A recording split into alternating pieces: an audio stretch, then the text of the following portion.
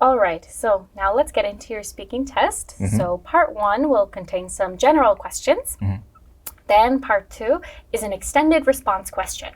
So I will give you 1 minute to prepare your answer, and you will have up to 2 minutes to say your answer. Okay. If you start to speak for over 2 minutes, I'll stop you. Okay. Okay? And then part 3 are some topic-based questions. Okay. All right, so what is your favorite color of clothes? My favorite color of clothes is black because for me, I recently started to be interested in actually matching my clothes, and I realized that the color black matches with most of the colors.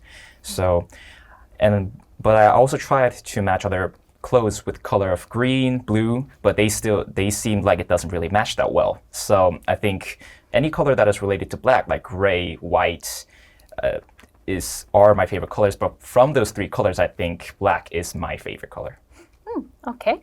And what kind of clothes do you never wear? The clothes that I never wear seems to be colors that are red, because the red sometimes the color red doesn't seem to match with any of the other colors, and also when you're walking outside and when you're wearing red, it seems like you're grabbing everyone's attention, and that kind of attention, although I'm trying to be an extrovert and trying to talk to other people, but the thing is that the color red, it seems to give other people's impressions about that you are strong and that you have that kind of wildness inside you, and I do not really kind of respect that kind of color. So, yes. I see. So then you never really wear red clothes, right? Yes. In that case, what kind of clothes do you usually wear? I usually wear colors that, as I said, gray, black, and white, because they seem like the color itself is kind of normal, and a lot of people actually wear those kind of colors. So I want to actually fit with my friends and other peers that are actually wearing the same colors. But at the same time, I try to match those colors with other clothes. And those kind of colored clothes are really well to match with other clothes. So yeah. Okay, great. And do you wear the same style of clothes on weekdays and weekends? It seems like in weekends, I do not wear clothes. I do not try to match a lot of clothes and try to dress up well unless I have opportunities to meet with my friends. But during the weekdays, I'm currently working in some kind of academy, so I have to dress up well in front of the students, because that's the way to show that you are actually there to teach them. So it feels like during the weekdays, I'm trying to dress up well, and during the weekends, I try to just relax a little bit and try to wear comfortable clothes instead of actually dressing up. Okay, great. All right, then, that brings us to part 2, the extended response question. So you will have 1 minute to prepare your answer for the following question. Your question is to describe a family, not your own, which you like and are happy to know. Okay? Okay, so that was 1 minute. So now you have 2 minutes to describe a family which you like and are happy to know. So one of the families that I would like to really know is a family that is who my my friend has, and he currently lives in Cheongja, and he has a relatively normal family, but it seems like whenever I see his family, it seems like he's actually a friend instead of a family member with each other. So that kind of relationship is what I'm really interested in. My friend Minsa, he always acts like his dad is his friend and always be friendly to him. And also but the thing is that his mom is actually a working woman who rarely comes back home to actually have a conversation with the family members. I know this well because I have met him since middle school, and he always talked about how positive his family is. So, but and also his personality is very positive, and that's why I want to know how that positivity came from. Instead, even though his mom is working and his dad is still working but just comes back home after 6 p.m. So I want to know how that positivity is, where this positivity is coming from.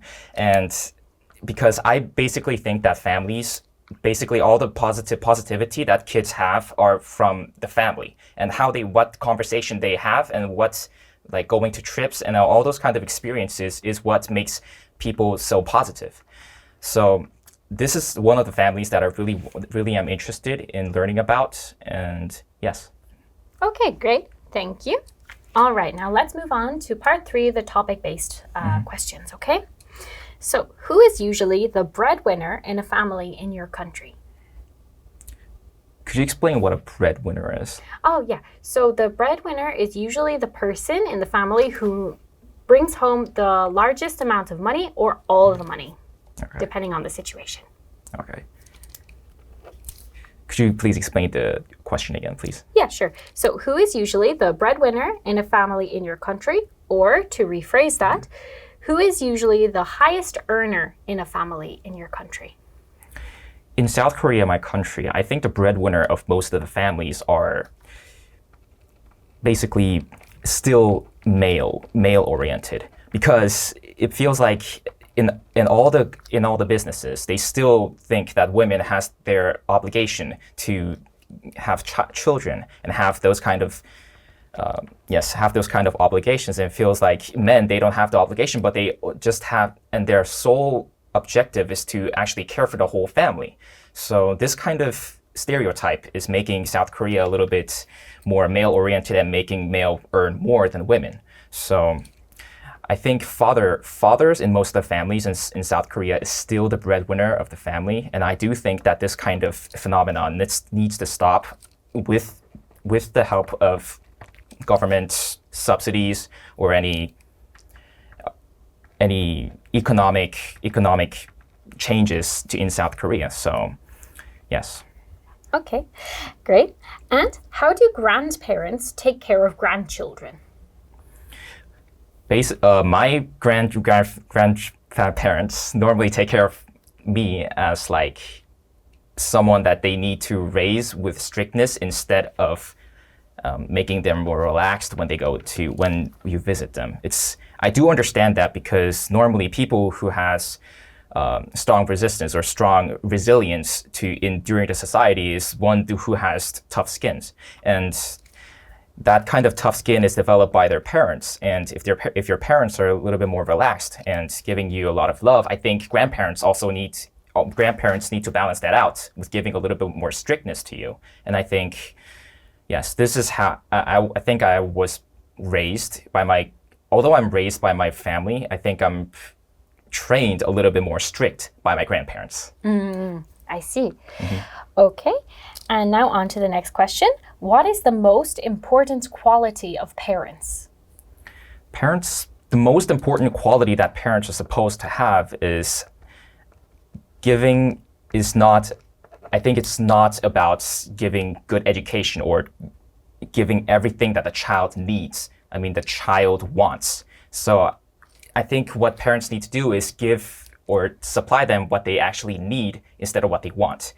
And from those needs, I think one of the most important thing is to give positivity, how to view the world as open as you can, and instead without having any closed minds. So one of the things that I really think is important as a family is that you have to show your son or daughter that you can have, that if you view other people, then you have to view them without any stereotypes. You have to give without any stereotypes. You have to just give your child an open mind. I think that is the most important thing about families. Okay, great. And now your final question. How can new parents learn about parenting? New parents, since in 21st century, SNS or a lot of internet-based platforms are developed, I think parents, although it's really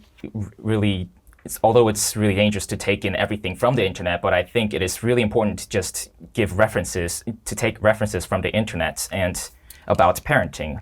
Like, for example, let's say you don't know how to feed a newborn baby about something, then you can just take examples from the internet about just, you have to lay the child down or something. But sometimes there are comments, or sometimes there are facts that are not actually that are not official there. So I think the most important thing is just use the internet, but use it safely.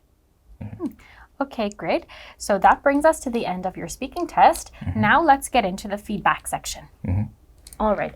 So you did a lot of things really well in your speaking test. So one thing that I really liked was you used a good variety of expressions and kind of more idiomatic language.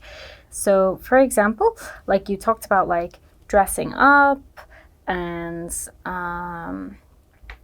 like fitting in with other people. So like that was really good. And I really liked your variety of vocabulary and also like higher level vocabulary. So you were talking about like phenomenons, stereotypes, things like that. So that really added to your overall test score. And it was of a really big benefit to you. Okay, I also really liked your pronunciation in general.